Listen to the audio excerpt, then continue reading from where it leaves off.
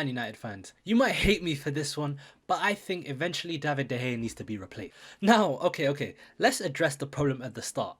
Your midfield is nowhere near compact enough to challenge for the top trophies in England and across Europe, because if you look at the teams that are successful right now, Chelsea, Liverpool, Man City, the top three of the Premier League, what they all are is compact, and they have an impeccable pressing structure, which allows their players to play on a high line, and which enables the goalie to act as a sweeper and to clear up any long balls over the top. Now, unfortunately, the problem is with David De Gea, he's an older, outdated type of goalie, because in 2022 you need to be more than just a shot stopper to succeed. You need to have all facets of goalkeeping to be able to thrive in especially today's model, or today's model of football, where everything is so specified. Now, you need to be able to play out the back, you need to be able to claim crosses, you need to be able to save, and you need to be able to sweep. Those are the four components into being a top quality goalkeeper in 2022, and unfortunately David De Gea has a world class ability at shot stopping, but he's not as comfortable as doing the other elements of being a goalkeeper.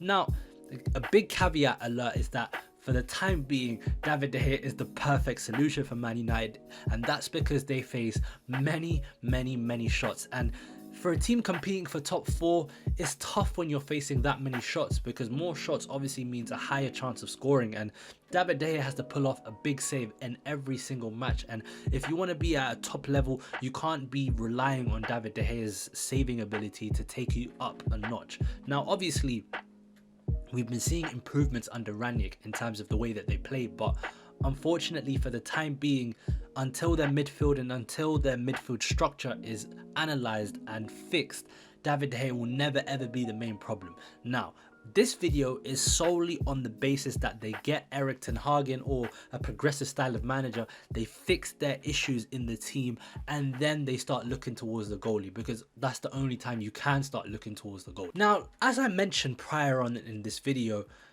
if you look at the successful keepers in the Premier League, they have all of the four components that I mentioned earlier. Now, you look at keepers, or for me, the top 5 keepers in the league this season in terms of all-round goalkeeping ability. You have Jose Sarr, Alisson, Ederson, Mendy and Ramsdale. What they're all comfortable with is all of the facets of being a good goalie. Now, let's take Alisson for example. For me, he's the best goalie in Europe, and for me, he's the best goalie in the world. You guys can let me know who you think the best goalie in the world is. It's not David De Gea. And for me, I feel like Alisson is so comfortable at every single facet of being a goalie that it enables Liverpool to play a higher line. It allows Liverpool to play their pressing structure, and to be honest, it means that Alisson looks better because he's protected more, because the pressing structure enables him to face less shots, but it also means that he protects the team more by him running out and being that sweeper keeper that Neuer made so popular in the mid 2010s. Now, what I want to do is I want to look at goalies that are similar to Alisson, who are able to combine all of the four facets of being a goalkeeper to an elite level. Now, shout out to the team at Transfer Lab who have allowed me to use their website and their resource to compile a list of 3 goalies who Man United could be looking at once a new manager like Erik ten Hag comes in. Now, the first keeper that I would be looking at suggesting is Jan Sommer. Now, I know you guys think of him as this FIFA pack fodder that you put into SBCs, get the rating up because he's 86 rated. I know, I play my ultimate team, but I think Jan Sommer is underrated amongst the biggest circles in the wider football audience in Europe, because although obviously you have to play major and apply major Bundesliga tax, so-called Bundesliga tax, in fact, can enable a goalie to thrive even more because of the style of the defensive system that they have there, because most of them play high lines, which means goalies need to be able to run out and sweep. Now, Jan Sommer ranks highly in every single metric to be a goalie. He ranks highly for GK aerials, ranks highly for parries, ranks highly for interceptions, progressive long passing, short passing, adjusted pass accuracy, save quality. Like, Jan Sommer is the ish according to the stats. Now, the problem is Jan Sommer is 33 years old, and being 33 years old as a goalie, it's not the end of the world, but if you want to look at building a dynasty, which Man United should be looking towards, if they are able to get Erik ten Hag, it's looking like Pochettino, which are the rumors today. But if you want to build a dynasty, you need to be able to have players that all peak around the same age. Maybe the goalie can be a bit older because goalies obviously play later on in their career. And with Jan Sommer being 33 years old, it's like a stopgap solution. And Man United, I think they're tired of the stopgap type of thing because, you know, they signed Ronaldo, they signed Cavani, they signed Matic earlier on. Like, they're all past and they're in their mid-30s now. And you're going to sign another keeper who's 33, who's probably going to demand big wages. Like, he's probably one of the best stopgaps out there, but at 33 years old, it's a bit of a sticky one still. And he's only 6 foot tall as well. And unfortunately, in the Premier League, shorter keepers don't tend to do well because the strikers are bigger. There's more intensity, there's more physicality in the box. So it could mean that adjusting from the Bundesliga to the Premier League could be, but it could be a bit difficult for Jan Sommer. Now, the second keeper that I would be looking at if I was Man United is Robert Sanchez. Now, you know, he doesn't rank as highly as Jan Sommer and obviously David De Gea in terms of the shot stopping, but what he's able to do is he's able to claim crosses, he's able to have high success rates in terms of progressive long passing and short passing. Interception quality is high, adjusted pass accuracy is lower than Jan Sommer, but his save quality is also high, which he can improve on. Now, why I'm so big on Robert Sanchez is because of the system that he plays at Brighton. Now, when you look at Brighton's system, they press high, they win the ball back high, and they genuinely have control over most games that they play, which is unbelievable for a team like Brighton. Graham Potter's doing amazing there.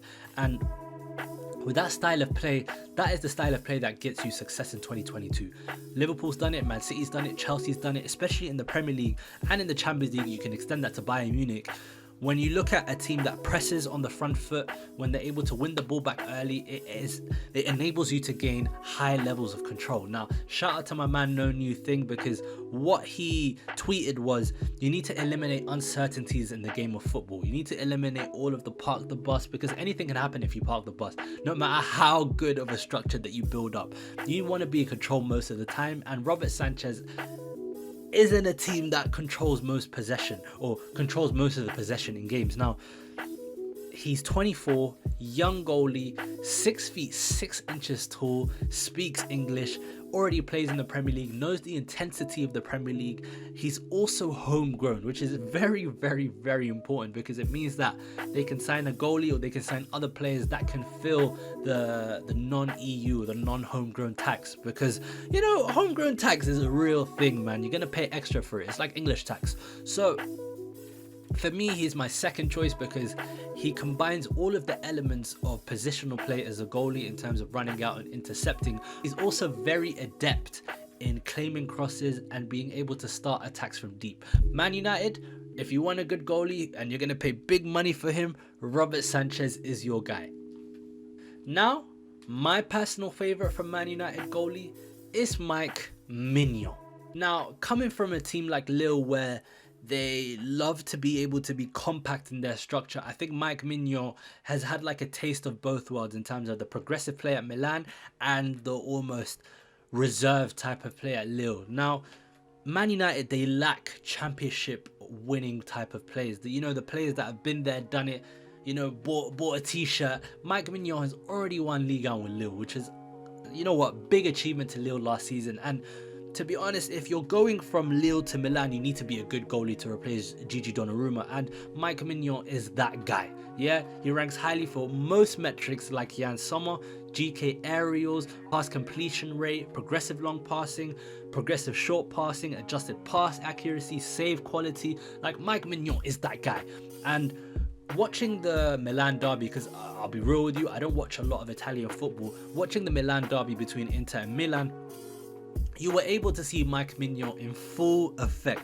He was able to keep Milan in the game, and he was able to provide Milan with a springboard for them to be able to win the game on the weekend or last weekend. So I think as well, with Man United's French structure, that if you look at Pogba, you look at Varane, you look at Martial, he's going to be another guy. So they're building like a little French quartet there. I don't know if Pogba's going to sign on, but at 6'3" tall, at the age of 26, which is a really good age for a goalie, you're hitting your peak, you're hitting your stride. I think Mike Mignon could be a really good option. He's able to bring championship pedigree, Serie A pedigree, Milan pedigree, which is, you know, it's actually, it holds weight in today's game. So, you know, he's good at most metrics, which David De Gea unfortunately isn't. He's able to bring that calmness to the United backline, which sometimes they need. You guys saw that game against Burnley. They need a bit of calmness. They need keepers to be able to intercept, which David De Gea didn't. They need a calmness across the backline, which they currently don't have.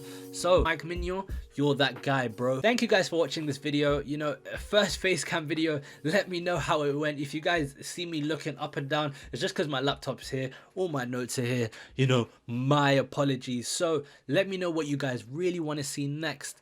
You know, let me know down below in the comments. Turn on your notification bell so you're always notified when I upload. Hopefully I'm gonna go back to a weekly structure, because, you know, I've got a little studio pattern. So yeah, thank you guys for watching. I've been Remedy. You guys have been my loyal subscribers. Take care. Assalamu alaikum.